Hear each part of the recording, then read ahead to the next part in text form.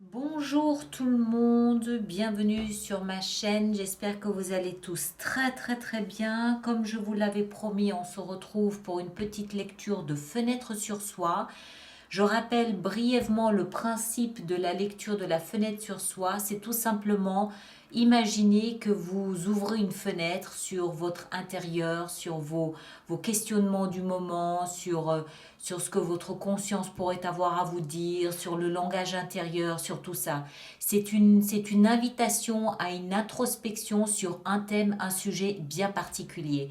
Pour comprendre ce thème, ce sujet, je vous suggère de consulter aussi bien votre signe solaire que votre signe ascendant ou votre signe lunaire, voire votre Vénus dans certains cas. Ça vous permet de croiser les informations et de faire de cette lecture quelque chose d'un petit peu plus personnalisé parce qu'elle est bien évidemment générale.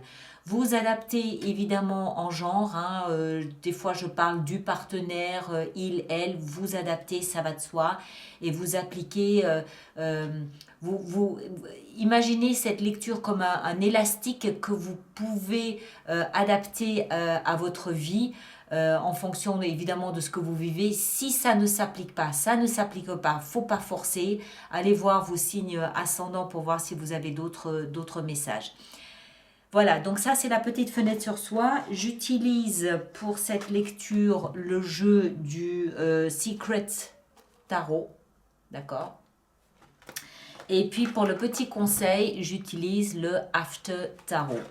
Voilà, je n'ai rien d'autre à vous dire, si ce n'est que les lectures du mois de mai seront en ligne le dimanche 25 avril évidemment.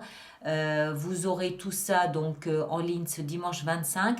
Tous ceux d'entre vous qui ont des abonnements aux extensions, je vous rappelle que vous devez d'abord vous connecter à votre espace sur le site internet avant de pouvoir visionner votre vidéo d'extension. Voilà, je vous souhaite de passer un superbe mois d'avril et puis prenez soin de vous. Merci de laisser tous vos commentaires, de partager, de liker et à très bientôt. Merci beaucoup. Poisson, bonjour et bienvenue sur ma chaîne pour votre petite lecture de Fenêtre sur soi. J'espère que vous allez tous très bien. Cette lecture concerne aussi bien les signes solaires que l'ascendant ou le signe lunaire et est valable pour ce mois d'avril, mais probablement aussi une partie du mois de mai. C'est à vous de voir jusqu'à quel point ça fait résonance ou pas. Voilà, alors on va voir un petit peu quel est votre focus du moment à vous, amis poissons. Alors, poisson, quelle est votre principale préoccupation durant cette période? C'est la 3 de denier. La collaboration, le partenariat, l'échange avec les autres. Alors, euh, soit vous êtes pris dans une sorte de partenariat, de collaboration forcée avec d'autres personnes et vous gardez votre place, c'est-à-dire que vous n'êtes pas forcément sur le devant de la scène, vous vous tenez peut-être un petit peu à l'écart parce que les autres ont des choses à dire, à vous apprendre, un petit peu comme si ces personnes vous prenaient sous leur aile pour vous montrer peut-être deux, trois choses, soit à l'inverse, c'est vous qui avez à faire valoir et vous essayez de ne pas l'imposer aux autres, vous attendez que les autres vous fassent un petit peu de la place pour que vous puissiez vous exprimer sans avoir à heurter l'ego de l'un ou de l'autre. On a 3 deniers. Les deniers nous parlent de connaissances, de compétences, de talents, d'estime, de considération, de valeurs, de principes. Et vous êtes 3 personnes. D'accord? Donc il n'y a pas une personne qui se met sur le devant de la scène ou si elle avait à le faire, c'est parce qu'elle a vraiment quelque chose d'important et de talentueux à partager avec vous autres, ce qui revient à dire en fait que vous avez de la chance. Vous avez une sorte de formation, vous bénéficiez d'un savoir auquel vous n'auriez pas eu accès si vous n'aviez pas eu cette humilité de vous mettre un petit peu en retrait. Alors encore une fois, que ce soit vous qui viviez ça ou que vous le fassiez vivre aux autres, je ne sais pas. Toujours est-il que c'est au cœur de votre préoccupation du moment. Comment faire de la place aux autres ou comment faire en sorte que ce que j'ai à apprendre aux autres ne soit pas euh, pédant. Hein, vous comprenez, ne soit pas pris de manière trop intrusive, trop... trop dominatrice, quelque chose comme ça. Alors on va voir, de là d'où vous provenez, ce qui vous a mis dans cette situation, votre passé quelque part, vous avez laissé quelque chose derrière vous. Alors, soit vous avez changé de job, vous avez changé de structure, vous avez changé de vie, vous avez déménagé, vous êtes dans une nouvelle ville, dans un nouveau pays, vous avez laissé quelque chose derrière vous. Vous avez peut-être, ça peut aussi être tout à fait synonyme d'attitude. Comment dire ça? Ce que vous avez à partager, à montrer, à faire valoir, a pu par le passé créer beaucoup de désordre, de chaos, de drame, de jalousie, d'envie, de méfiance, de ce que vous pouviez avoir à dire. Je pense surtout à, genre, vous savez, le petit chef, ah ça y est, c'est le petit chef qui va à nouveau nous la faire et tout. Et en fait, la 6 d'épée ici pourrait nous dire que tout ce côté médisance, tout ce côté dramatique, tout ce côté colportage, tout ça, vous le laissez derrière. C'est un petit peu comme si l'eau glissait sur les plumes d'un canard, ça ne vous touche plus, ça vous est égal. Vous savez ce que vous avez à offrir. Encore une fois, vous le placez dans ce que vous vivez. Ça peut être vous qui avez quelque chose à offrir, mais ça peut être vous qui avez quelque chose à recevoir. Si vous avez quelque chose à recevoir et que vous avez peut-être pu manifester un peu de jalousie envers la personne qui a quelque chose à vous apprendre, vous laissez tout ça derrière vous. Ça veut dire ici surtout en fait qu'il y a un changement dans votre comportement. Vous laissez des choses dramatiques derrière, vous laissez ce qui était inutile, pas forcément très intelligent non plus, il faut le dire, hein. Vous laissez tout ça derrière et vous adoptez une attitude ici vraiment d'échange et de partenariat. Ce qu'il y a au niveau de la tête, voilà, changement de comportement, changement d'attitude. J'allais dire d'habitude, mais peut-être d'habitude aussi. Le pendu nous explique que vous avez revu votre point de vue sur la situation. Que vous le subissiez ou que vous l'imposiez, vous avez revu votre point de vue sur la situation, vous avez changé de perspective, vous avez changé d'angle de vue, vous avez pris de la hauteur. C'est ce qui vous a permis de laisser toutes ces petites piques, ces petites remarques, toute cette animosité, vous laissez derrière et vous entrez dans quelque chose de plus constructif et de plus utile pour tout le monde. Mais c'est parce que vous avez changé de point de vue. Vous avez changé de regard sur la situation. D'accord? Je ne sais pas, encore une fois, où vous vous situez. Si c'est vous qui avez quelque chose à apporter ou si c'est vous qui avez quelque chose à recevoir. Dans les deux cas, votre comportement, le changement dans votre comportement est clé. D'accord?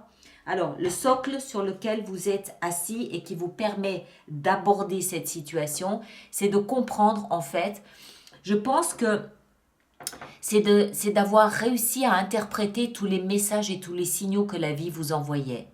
8 de bâton nous explique qu'il y a beaucoup de communication, il y a beaucoup de messages, il y a peut-être même des messages télépathiques ou médiumniques que vous recevez, que vous percevez, et tous ces messages vous ont permis de modeler votre point de vue en fonction de ce qui se passe réellement. C'est parce que vous avez été attentif aux messages reçus, qu'ils soient de l'extérieur, qu'ils soient de l'intérieur, votre sensibilité à la teneur de ces messages a modifié votre comportement. Maintenant, ça peut aussi vouloir dire que si vous aviez été dans des conflits d'intérêts, de jalousie, de médisance, de choses comme ça, le fait d'avoir réussi à ouvrir la communication sur ce thème vous permet de le mettre derrière. D'accord? Votre attitude, votre comportement sont essentiels ici. C'est ce qui vous permet d'entrer dans quelque chose de plus équilibré. On est trois et on est trois plus ou moins au même niveau. On se respecte, on se considère, on s'estime. D'accord? Là où vous allez avec tout ça, eh ben vous allez vers le chevalier de coupe. Alors, je pense que ça signifie qu'il y a un mea culpa dans l'air. D'accord? Encore une fois, que ce soit vous ou que ce soit quelqu'un qui vienne vous l'apporter parce que cette personne aurait eu une attitude pas très saine. Donc, il y a un mea culpa ici à recevoir ou à donner. Si c'est vous qui devez le donner, vous allez le faire spontanément. De toute façon, vous l'avez compris.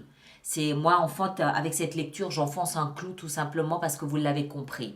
Maintenant, si vous êtes au contraire dans la position de celui qui doit recevoir un mea culpa, ça va venir, ça arrive, c'est là, c'est en chemin, d'accord? Quelqu'un qui vient vous parler et qui vient vous dire: je suis désolé, j'ai eu une attitude idiote, stupide, inutile, non constructive, destructrice même, castratrice ou ce qu'on veut. Je suis désolée, c'était pas la bonne attitude. Et tout ça fait que vous arrivez ici à collaborer à nouveau d'une manière beaucoup plus harmonieuse. Ça peut toucher votre sphère professionnelle, mais ça peut aussi concerner la vie familiale, domestique, sentimentale, amoureuse, amicale, tous les domaines. Peut-être que c'est dans un de vos cercles d'amis que quelqu'un a eu des mots blessants, stupides. Et de ce fait, ici, vient un petit peu s'excuser. C'est quelque chose qui est au cœur de vos préoccupations là en ce moment. Donc, c'est quelque chose que vous êtes en train de vivre. D'accord? Ça peut même être tout simplement votre partenaire. Les trois ici, au cœur de la lecture, ça peut être votre partenaire et votre enfant. Par exemple, vous avez peut-être eu un partenaire qui vous a cassé devant votre enfant, qui a cassé votre autorité, minimisé votre autorité d'éducation devant votre enfant, et tout ça est en train de se remettre en place. D'accord?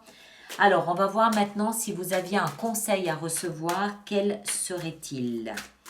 Un conseil de la vie, de l'univers, de vos anges, de vos guides, de ce que vous voulez. Quel serait ce conseil? Ce serait de 9 d'épée, de ne pas en faire un cauchemar. De ne pas faire de cette histoire ici quelque chose qui vous empêche de dormir le soir. De ne pas en faire une obsession. De ne pas en faire un drame. De ne pas en faire... de libérer de la place dans votre esprit avec ça. Ça n'est pas aussi grave que ça. D'accord? Peut-être que vous y pensez en permanence, que vous y pensez sans cesse, que c'est continuel, hein, comme la roue du hamster là dans la tête. Mais en fait, là, le conseil serait non. N'en faites pas quelque chose de dramatique. Ne lui donnez pas plus d'importance que cela n'en a. On va encore en rajouter une. Voilà. Soyez celui ou celle qui pense au confort et au bien-être de sa famille. Soyez celui ou celle qui construit sur des valeurs saines, des principes sains, sur des choses saines et utiles, et pas sur des conflits pour le plaisir du conflit. D'accord? Voilà mes chers, je m'arrête ici. Merci de partager, de liker, de laisser vos commentaires et puis de vous abonner si ce n'est pas déjà fait. Et on se retrouve le 25 avril prochain pour les lectures intuitives du mois de mai. D'accord? Prenez soin de vous et à bientôt.